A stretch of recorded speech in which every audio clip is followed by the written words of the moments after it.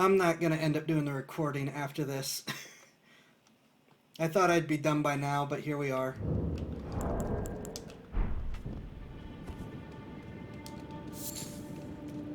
Unless, of course, I'm doing the recording while I try this jump over and over again. Which, it was basically talking about what's going on with the banks again. People are saying, well, the government's saying crypto caused it. They're just defending the bankers who caused it. Because that's not how banks work. You see, yeah, there were crypto companies at the bank, but that's not what caused it to fail. They were storing their money in the bank. You know, what the government says is responsible. What caused it is, well, the banks are not required to have any actual cash in it. You deposit your money and they can do whatever they want with it. So what caused the crash is the banks deciding to play around with people's money, getting it caught up in things that cannot be quickly sold or reimbursed, and in many cases, just making bad bets with it, thinking they can make more money, and failing. Then, people come back and say, hey, we want our money, and try to withdraw it, which the government is telling people not to do. The government's saying, don't withdraw your money. And, well, the reason they don't want you to withdraw your money is because they don't have it. And so, that is what caused the bank to fail. Too many people trying to withdraw their money when the bank didn't have it. Yeah, that is a really short explanation for what just happened with the banks. Like, across the world, it's all the same thing.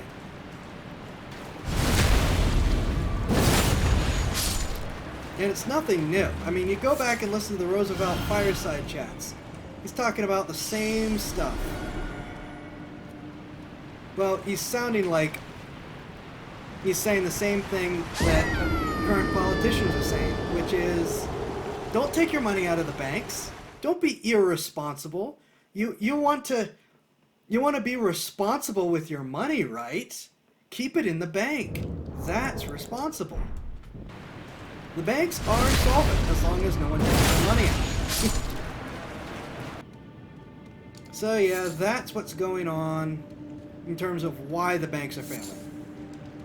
They bought bonds and stock and other assets like student loans and mortgages and payday loans and medical loans. Basically, banks will happily trade any kind of loan like Pokemon cards, credit cards, you name it. And people defaulted.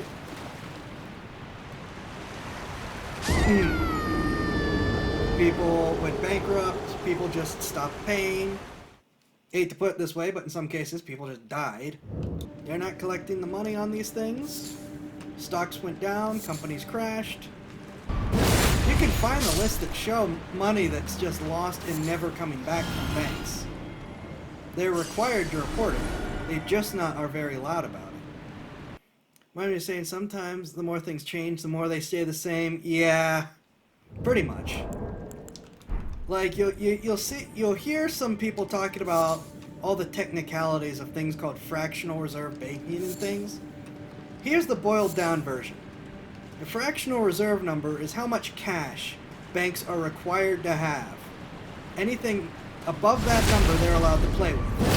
So if there's a fractional reserve of 90%, then for every $100 that are in the bank, they must have 90 in cash. The current fractional reserve in the United States, so close, is 0%. Unless they changed it very recently, banks in the United States are not required to have any cash of their depositors on hand at all. So they took 100%, or very close to it, of people's deposits and played the lottery with it, basically. Wall Street gambling.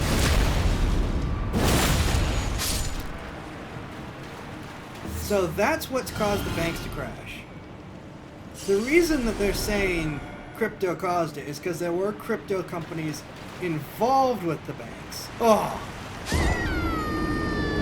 But they were all storing their money in the banks. You know, one thing they're saying is they're mad because Circle took a lot of their money out of, I believe, SVB. Well, Circle saw the SVB, you know, didn't seem solvent and started taking their money out because they were trying to protect people. Circle's a crypto company that issues the USDC stablecoin. And look, it doesn't matter whether or not you like crypto. If you don't like crypto and you don't want to deal with it, fine. Just, I'm saying who's really to blame here. That might be jumping from the wrong place. I'm just saying that, you know, as a company affecting the bank, the only thing that Circle ended up doing was trying to pull its money out when the bank didn't have its money, basically. You know, it had nothing to do with the fact they were a crypto company. If you don't want to deal with them, I'm not telling you to. I'm just saying we have to assign blame to the actual culprits. If we're just going to blame the crypto companies for what the bankers did, well, that's letting the bankers get away with it. That's what it really is. And again, they're saying that the actions being taken are not a taxpayer-funded bailout. They absolutely are. Because what they're doing is, instead of what they did before, which was just outright give the banks money, they're calling it a short-term 1-year loan. That, $25 billion I think it is coming out of that account, that's all taxpayer money. You can look it up. That account is funded by taxpayer money. The reason they are claiming it's not a taxpayer-funded bailout is because they're calling it a loan. Well, how many big corporate loans has the government given out and then just forgiven, ignored, said, okay, well, we gave you this loan, but we're not going to make you pay it back. Furthermore, it's uncapped. The loan's uncapped. They can take out as much money as they want. And I haven't seen people talk about interest. Maybe there is an interest clause in there somewhere, but I haven't seen anyone talk about the banks paying interest on that loan. And how they're backing it is so transparently busted. Because here's what they're saying.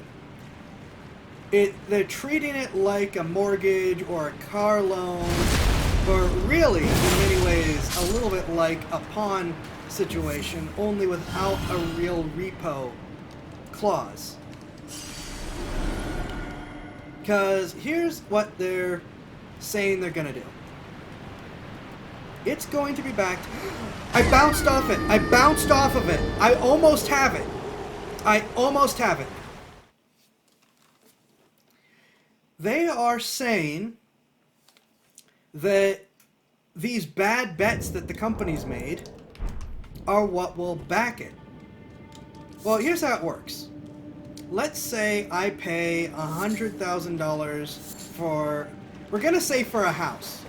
Now, houses aren't 100 grand, but we're going to pretend like we are. Just for the sake of this particular example. We're going to pretend like I found a $100,000 house. And I have to take a mortgage out because I don't have 100 grand. So I have a $100,000 mortgage out and I bought a house. Next week, the week after I buy it, I play with fireworks and blow up my garage. Yeah, it's a really nice $100,000 house. Actually has a garage. Well, now the house is only worth $80,000. And I say, oh crap. Well, I don't have the, let's pretend 20 grand to fix it. Well, what am I gonna do? Where am I going to get the money? Where am I jumped too soon. What am I gonna do? I have $100,000 out that I owe, and only $80,000 worth of property. And a normal person isn't allowed to take out a second loan on that property functionally. Well, the government's saying, we'll give you a second loan. And it can be the full value you originally paid for the house. So even though the house is only worth $80,000, I can get a $100,000 loan for the house. A second one. Think about that for a sec. That's what the government's saying. I can burn down the house, make it worth $5,000, and the government will still give me a $100,000 loan on the house.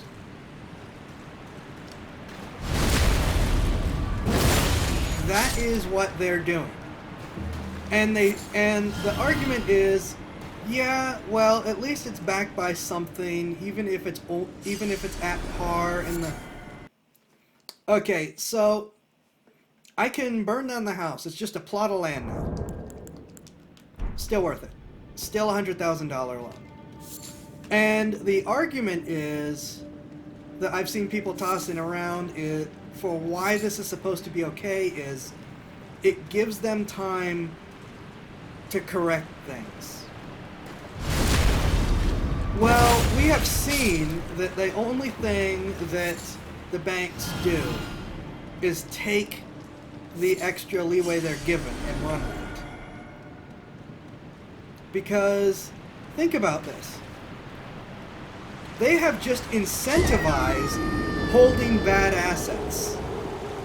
They have just incentivized banks to buy assets that are going to go down and just hold them forever. Because now, a bank can take that $5,000 asset that it paid $100,000 for and always get a $100,000 loan for it. Even, let's pretend they are forced to pay it back. Yeah, they pay it back, and then immediately turn around and take another loan for $100,000 out for it. They have no incentive to do anything about their bad assets besides just hold them forever now. Because now they can always get free, uncapped loans. A bank can lose $9 billion on bad bets, holding bonds and stocks and loans that are never going to pay back, that they're never going to get their money back on. They're never going to go up in value. And just hold them forever because the government will always give them a loan for them. Out of a taxpayer-funded account.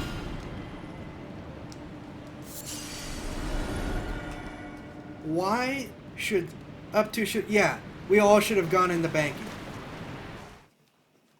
We all should have gone into banking because this is absolutely ridiculous. And I know, I'm just a small person sitting here trying and failing to do a speedrunner trick. But the more people are aware of this, that watch that hear about what's happening, that don't just accept, oh, they said it's fine, and that's it. then the more people are going to be able to push back collectively. Because I know that there's the common argument of, oh, I'm just one person. I've seen what a collective of, oh, I'm just one persons can do. You're not just one person. Or, I suppose, just one person's, you know, maybe you're the one extra person needed to help push it.